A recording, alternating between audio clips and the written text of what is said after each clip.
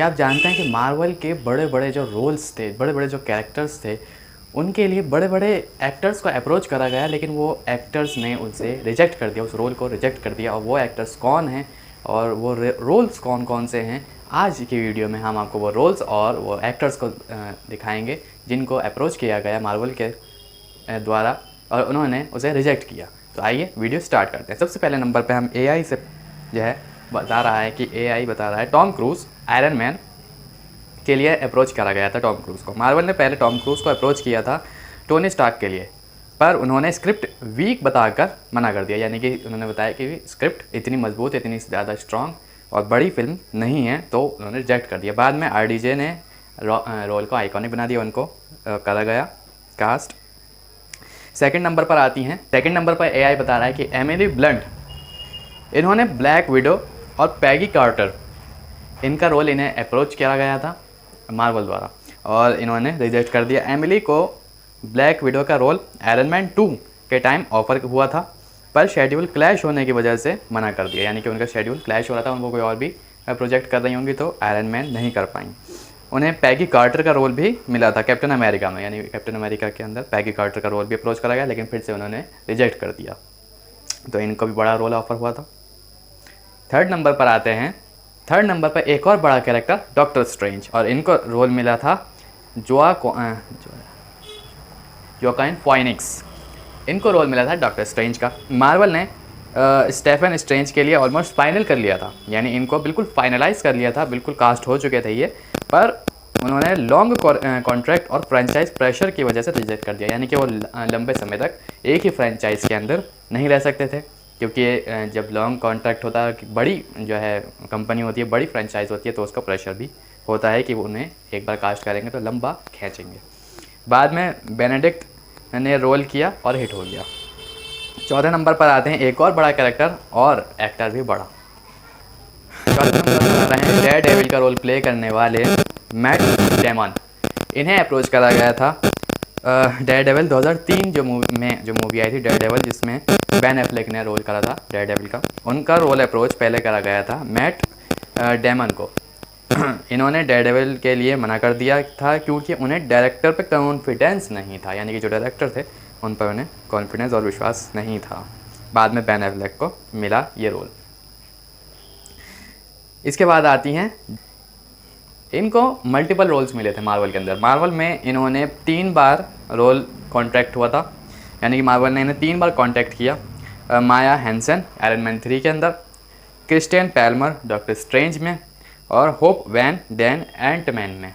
यानी कि 3 बार इनको कॉन्टैक्ट करा गया बड़े बड़े रोल्स के लिए, फिर भी इन्होंने डिक्लाइन करा। हर बार उन्होंने डिक्लाइन किया जब तक डार्क फोनिक्स में विलन नहीं बनी वो। ठीक है जी। अब छठा वो नंबर है जिसको आप सोचकर हैरान होंगे, आइए देखते हैं।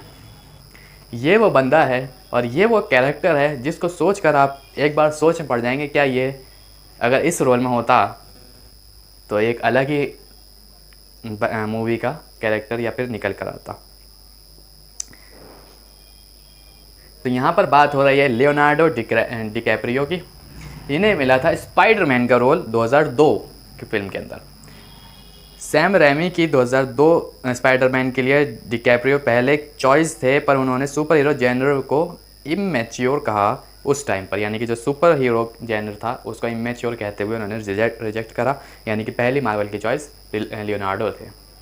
ये एक बड़ा नाम और एक बड़ा कैरेक्टर था मार्वल के लिए, काफ़ी एक अलग हाइप हो सकती थी। इनको तो आप सब जानते ही होंगे। जहाँ दूसरी तरफ आयरन मैन का रोल पहले टॉम क्रूज को मिल रहा था, वहीं पेपर पॉट्स का रोल भी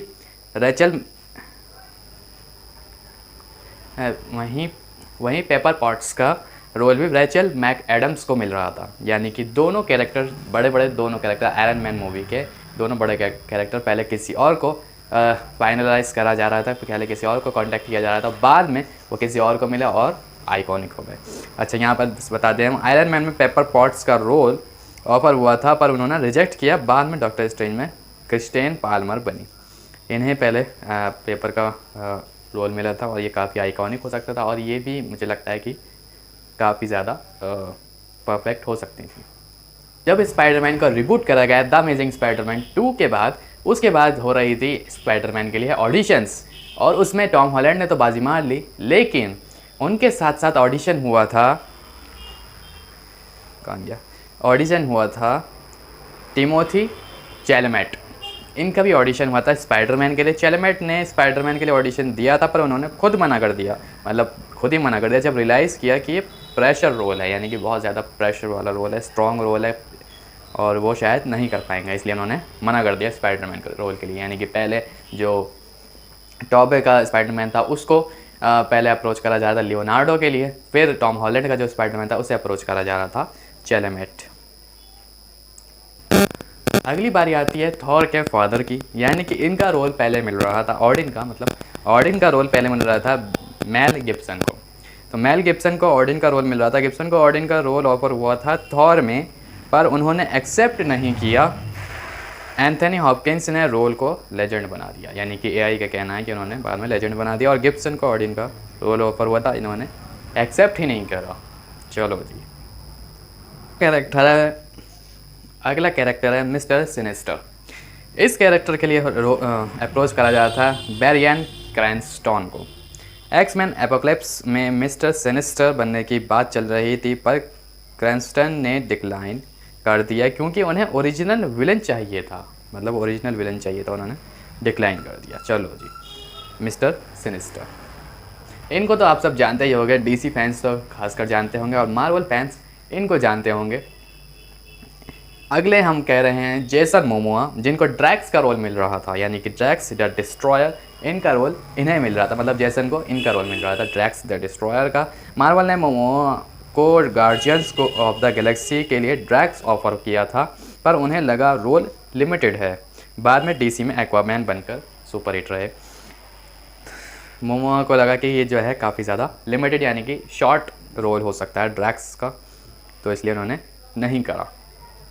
अगला रोल है स्टार लॉर्ड का, यानी कि इनका रोल मिल रहा था ग्लेन हॉवर्टन को। हॉवर्टन को स्टार लॉर्ड का रोल मिल रहा था। जेम्स गन ने ग्लेन को स्टार लॉर्ड के लिए सोचा था, बट स्टूडियो ने क्रिस प्रैट को पुश किया। स्टूडियो ने करा और जेम्स गन ने इनको चूज़ करा था। यानी कि देखा जाए तो जेम्स गन के साथ भी वही हुआ जो जेम्स गन आपने डीसी यूनिवर्स में करते हैं, मतलब कि ये समझो कि जब डीसी में कोई मूवी बनती है तो जेम्स गन उसमें अपनी टांग अड़ाते हैं, तो वहीं मार्वल में जब वो काम कर रहे थे तो जेम्स गन जब मूवी बनाया था गार्डियन ऑफ द गैलेक्सी, तो स्टूडियो ने जेम्स गन की फिल्म के अंदर टांग अड़ा के क्रिस प्रैट को फाइनल करा। खैर सही है। और अगला और आखिरी वो बंदा है जिसको आप सोचेंगे कि ऐसा क्यों हो रहा था। चलिए आइए देखते हैं। तो हम सबके आप सबके favourite Captain America Chris Evans का रोल करने जा रहे थे जेसन एक्ल्स। इनको ऑफ़र हुआ था और क्रिस इवन को ऑफ़र करा भी था, लेकिन उन्होंने रिजेक्ट करा था। मतलब पहले ऑफ़र तो हुआ था क्रिस इवन को भी, लेकिन उन्होंने रिजेक्ट कर दिया था ये ऑफ़र। और वो क्यों करा था, और जेसन एक्ल्स को जब रोल ऑफ़र हो तो उन्होंने भी रिजेक्ट क्यों करा, आइए सुनते हैं। तो जेसन एक्ल को और एक मिनट जो कैप्टन अमेरिका है उसमें उनके उस रोल के लिए कम से कम यहाँ लिखा हुआ है 6 बंदों को रोल ऑफ़र हुआ था, यानी 6 बड़े एक्टर्स को यहाँ पर ऑफ़र हुआ था रोल, लेकिन उन सब ने रिजेक्ट करा। जहाँ तक देखा जाए जेसन एक्ल ये उस वक्त जो है बिज़ी चल रहे थे, कैप्टन अमेरिका के लिए इन्हें ऑफ़र करा जा रहा था। ये उस वक्त बिज़ी चल रहे थे काफ़ी प्रोजेक्ट में, तो इन्हें डेट नहीं दे पा रहे थे।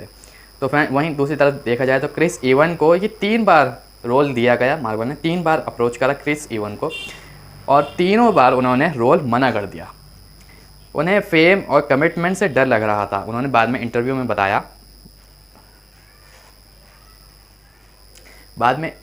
बताया कि उन्हें फेम और कमिटमेंट से डर लग रहा था। बाद में आरडीजे ने, यानी आयरन मैन आरडीजे ने उन्हें पर्सनली कन्विंस किया, जब जाकर उन्होंने कैप्टन अमेरिका का रोल एक्सेप्ट करा। मतलब वो बिल्कुल 3 बार करने के बाद भी नहीं करने के लिए तैयार थे। उन बाद में आरडीजे ने उन्हें कन्विंस करा ताकि वो बाद में कैप्टन अमेरिका के रोल के लिए एक्सेप्ट करा उन्होंने।